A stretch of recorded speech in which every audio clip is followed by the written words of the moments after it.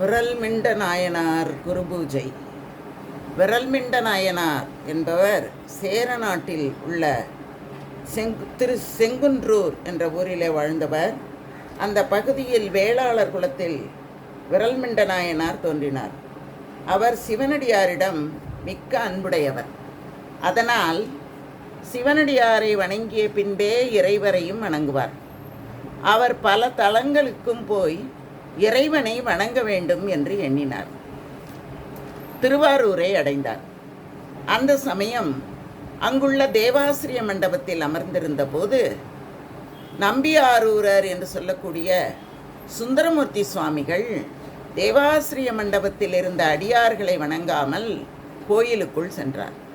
அதனால் சினம் கொண்ட விரல்மிண்ட நாயனார் சுந்தரர் வணங்காததைக் கண்டு சுந்தரர் நமக்கு புறம்பானவன் என்றும் சுந்தரனுக்கு அருள் புரிந்த சிவபெருமானும் நமக்கு புறம்பானவன் என்றும் கூறினார்.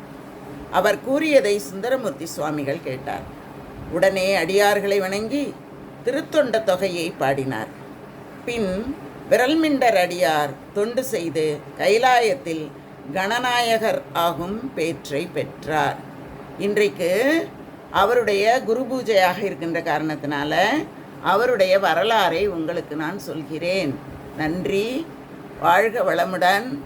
ஓம் நம சிவாய.